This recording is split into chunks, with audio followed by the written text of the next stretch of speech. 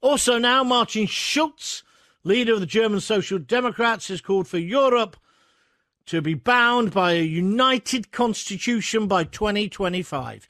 Now they're showing their real hand. They want a United States of Europe. How have we got ourselves in this mess? How do we get out of it? One man who should have some ideas is Mr. Stephen Wolfe, who joins us now, the independent MEP, obviously former immigration spokesperson for UKIP. Hello, Stephen. Hello, John. Good afternoon. I tell you what, you could talk on every subject today, but we'll start with the EU before we move on to all the other nonsense. 72-hour deadline. Who the hell do these people think they are, and why are we in this mess? Well, they are who they've always believed they are, John, which is the kind of supreme beings of the European continent. I mean, that's what they feel. And Schulz's very clear statement, which actually, to be fair on him, it matched what Jean-Claude Juncker said in the State of the Union speech early on in September and what Macron then followed up after that. And that is that they are using Brexit to finish off the job of creating the country called the United States of Europe, something that we let the public know, and they called us liars for saying it would never happen. So now they want a very clear constitution. And why are we in the situation that we're in is because right at the very beginning, when we set out as a government, the red lines on immigration, the red lines on money, the red lines on trade, is we backtracked on it, partly because we have listened to some corporate interests, others because the civil servants and people like Anna Soubry have managed to whittle away the confidence of those in power. And that's where we are. We are with people now who won't pull the final trigger of the thing that really frightens the EU, and that is going for a no deal. So you want her to walk away? I think we should have always had it on the table. You begin a negotiation by saying, look, Mr. Barnier, I appreciate that you're looking after the interests of the 27 European nation states, and these are the 4 things that you said you want. Okay, we want to deal with it. Here is our ideas for you. Let's have a bit of banter backwards and forwards, but bear in mind this. The public said we will take complete control of immigration, and I don't want to leave the show today without talking about immigration, John, if you don't mind, because of what. No, we're going to go on to that. Don't you worry. Carry on. Yeah. The second is on terms of money, and of course you can always negotiate a bit of money. If those of us who have been divorced understand that you have to do that in order to try and see access to the children or move on. But as long as we've made it clear that these were our clear red lines, and once they pushed beyond them and do what they have always done, John, which is tend to take the mickey out of the other side, we should have instantly said, no, that isn't going to happen. We'll walk away, and you know the impact a no deal will have on Europe. But she clearly hasn't done that, and she seems to be dancing to their tune, even to the point of which she was not only willing to betray the party who's propping her up in government, the DUP, but betray the whole of Northern Ireland. I mean, what she tried to do on Monday was despicable.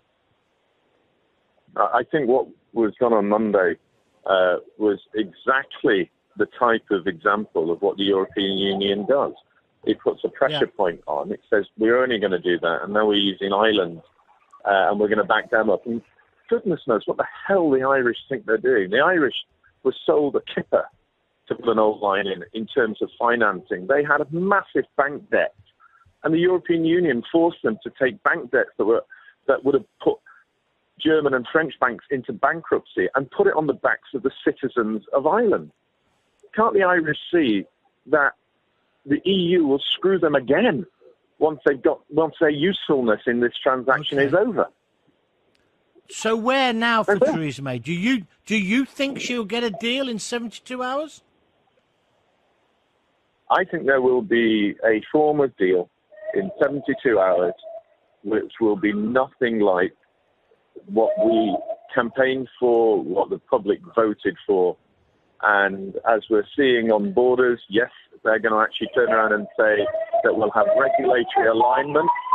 I'm sorry, John, but I've been just outside, just as an aside, where 10,000 10,000 Catalans have been demonstrating in Brussels today in the pouring rain over the way the EU are treating them. And if there's any lesson in how undemocratic this place is, how anti-democratic place is, you've got to understand how you've got 10,000 Catalans that come here to say, stop imprisoning our politicians for supporting our view.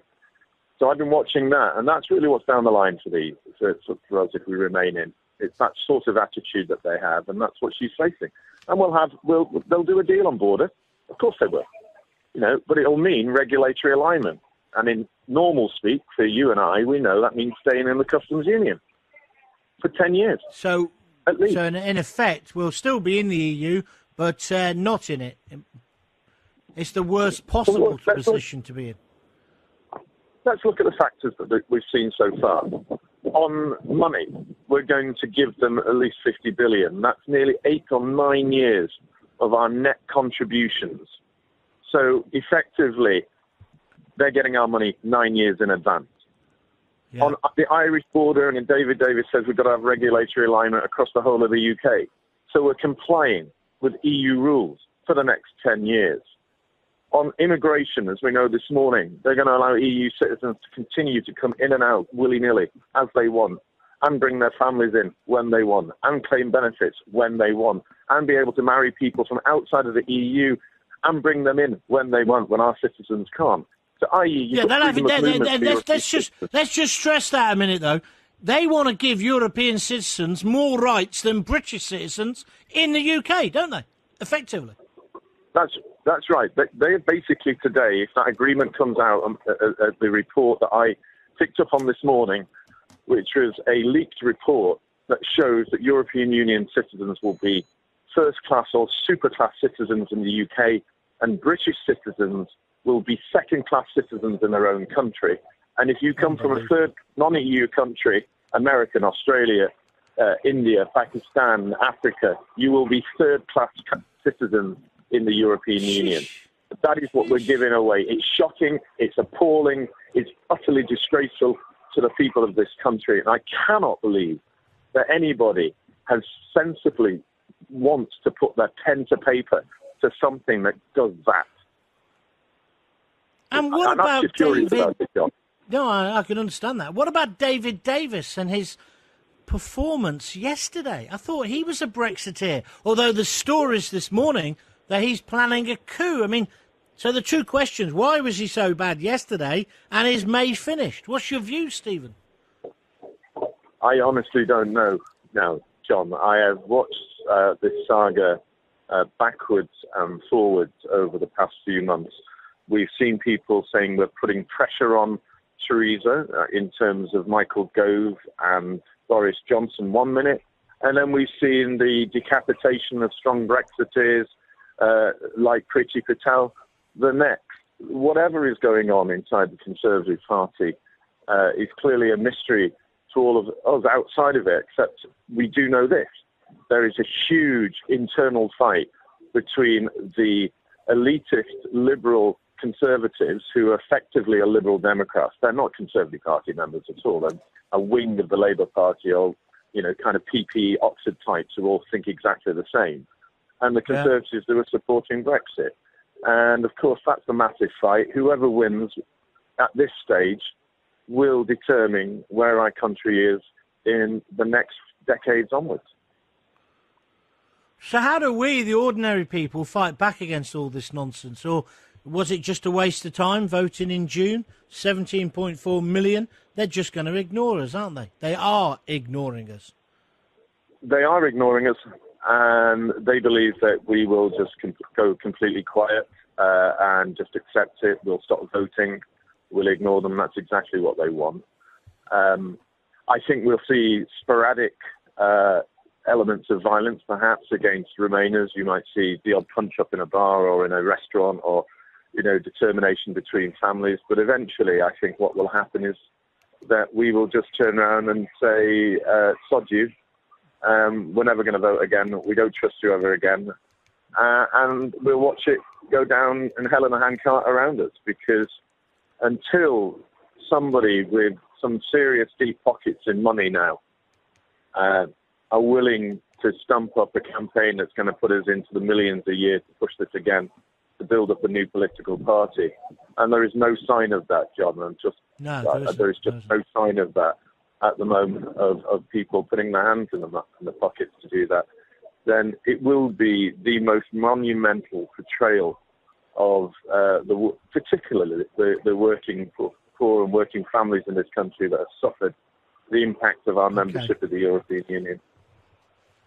Now, I can't speak to you and let you go without asking. Go on, carry on. Go on. No, sorry, John. No. I can't let you go today. You know, you've been a Manchester lad and been a lot of your life's been in the Manchester area without asking you this question about this best mate of the Manchester suicide bomber who has returned from Syria/Iraq. He was a sniper for the Islamic State, Mohammed Abdallah, and he's been sentenced today. His brother's already in prison for terrorism offences. I mean, this is just madness. Why are we letting these people in? And we know there's at least 700 more either here or coming in. Why are we letting them back, Stephen? The same weakness, we're letting the European Union win over this issue. The same weakness that we're not supporting Trump in promoting Jerusalem as being the capital for Israel. The same weakness that we've been shown because we've been infected by a liberal disease that just doesn't understand what ordinary people have to go. And whilst they're living in their closeted university lands where they meet each other, that's where they live, that's where they breathe, and that's where they continue to go once they left. That these people should never have been allowed to return.